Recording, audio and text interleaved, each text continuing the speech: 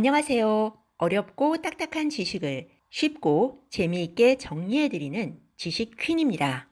오늘 제가 소개해드릴 책은 미래학자 최윤식 씨의 앞으로 5년 한국의 미래 시나리오입니다.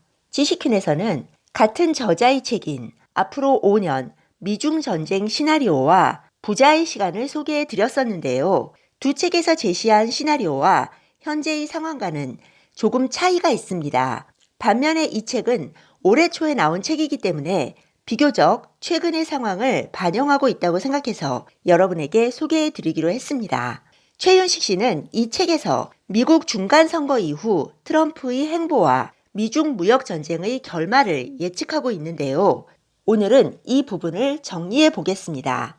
중간선거 이후 재선을 향한 트럼프의 행보는 크게 두 가지로 압축됩니다. 첫 번째는 친유대 정책, 그리고 두 번째는 대중국 압박 정책입니다. 최윤식 씨는 트럼프의 스타일을 고려할 때 대선 이후 그는 민주당과 더 의도적으로 충돌할 가능성이 높다고 보고 있습니다. 즉, 트럼프 재선 전략의 핵심은 민주당 지지자들을 설득해서 자신을 선택하게 만드는 것이 아니라 자신의 지지층을 확실하게 결속하여 재집권하는 것입니다. 최윤식 씨에 따르면 트럼프는 민주당과의 충돌을 부각시키고 공약을 이행하지 못한 책임을 상대에게 전가하는 전략을 구사할 가능성이 크다고 합니다. 최윤식 씨는 트럼프의 협상 전략을 이렇게 분석하고 있습니다. 먼저 기존 틀을 부정하고 판을 깹니다. 그런 다음에 자신을 부각시키고 상대방을 극단적으로 압박합니다. 긴장과 불안감을 한껏 조장한 후에 사태를 일시적으로 방관하면서 상대를 혼란시킵니다. 그런 다음에 압박카드보다 낮은 수준에서 갈등을 봉합하려고 시도합니다. 이렇게 성공도 실패도 아닌 애매모호한 수준에서 협상이 타결되면 협상에 성공했다고 자평합니다. 즉, 명분을 얻거나 지지층에게만 실제적인 이익을 줌으로써 약속을 지켰다고 강조하고 지지 언론을 통해서 자신의 성과를 확대하고 재생산합니다. 최윤식 씨는 중간선거 이후 트럼프의 행보나 미중 전쟁도 이런 식으로 흘러갈 가능성이 높다고 보고 있습니다. 트럼프 재선 전략의 첫 번째 축인 친유대 정책은 인프라 투자에 유대 자본을 끌어들여 성공시키고 이를 기반으로 미국 경제를 성장시켰다는 성과를 거두기 위한 전략입니다. 그리고 두 번째 축인 미중 무역 전쟁은 북한 핵 문제, 대중 무역 적자, 유럽과의 무역 협상, 패권 전쟁, 이란 핵 문제 해결과 관련된 핵심 전략입니다. 최윤식 씨는 트럼프가 재선에서 중요하게 생각하는 것은 외교가 아니라 경제라고 말합니다. 즉, 트럼프에게 중요한 것은 북핵 문제가 아니라 미중 무역 전쟁이라는 것이죠. 트럼프에게는 중국이 북한보다 우선이며 경제 문제가 외교 문제보다 우선이라는 것입니다. 트럼프는 북한은 달랠수록 얻을 것이 많고 중국은 때릴수록 얻을 것이 많다고 생각합니다. 즉, 앞으로도 미중 전쟁이 쉽게 해결되지 않을 것이라는 말입니다. 왜냐하면 트럼프에게 중국은 때릴수록 자신에게 이익이 돌아가는 상대이자 대선 전까지는 결코 버릴 수 없는 중요한 카드이기 때문입니다. 최윤식 씨는 중간선거 이후에 미중 무역전쟁에서 큰 틀의 합의를 이끌어내기는 하겠지만 2020년 대선 때까지 지속적으로 환율, 무역, 군사 등의 영역에서 중국을 압박하는 모양새를 취할 가능성이 크다고 예측합니다. 미국이 힘으로 중국을 제압하는 모양새가 이어지면 지지층의 호응을 이끌어내서 재선에 유리한 판세를 만들 수 있습니다. 게다가 미국은 이미 금융위기 가능성이라는 중국의 아킬레스건을 파악했습니다. 이 상태에서 미국은 무역 전쟁이라는 긴장 상태를 오래 끌수록 중국의 피해가 커진다는 점을 잘 알고 있습니다. 최윤식 씨는 한국뿐 아니라 중국에서도 반드시 금융위기가 일어난다고 보고 있습니다. 저자는 글로벌 경제가 2008년 금융위기를 완전히 극복하지 못했다고 말합니다. 유일하게 위기를 극복한 나라가 미국이며 다른 나라들은 금융위기의 상처가 치유되지 않고 안으로 곪은 상태라고 진단하고 있습니다. 그 상처가 몇 년 안에 터질 것인데 이는 시기의 문제이지 결코 피해갈 수 없다고 말합니다. 이 상태에서 미국이 금리를 인하하면서 유동성이 풀리면 그 풀린 유동성이 신흥국으로 흘러들어가고 미국이 금리 인상으로 전환하면서 신흥국에서 버블이 터지고 위기가 발생한다는 논리입니다.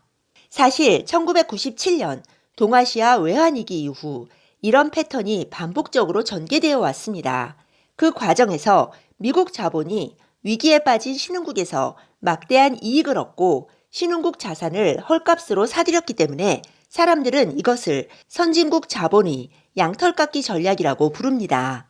이 이론에 따르면 일본을 비롯해서 동아시아, 러시아, 베네수엘라, 브라질 등이 차례로 양털깎기를 당한 셈입니다. 그리고 이제는 중국이 당할 차례라는 것이죠.